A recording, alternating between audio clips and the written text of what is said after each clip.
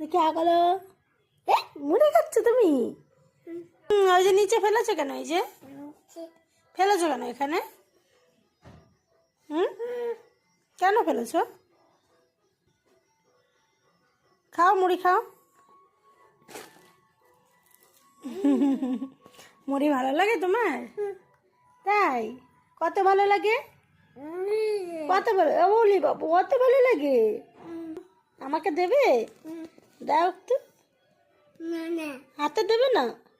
তাহলে কি খাইয়ে দেবে? দাও। দেবে না? দাও বাবা। দেবে না কেন?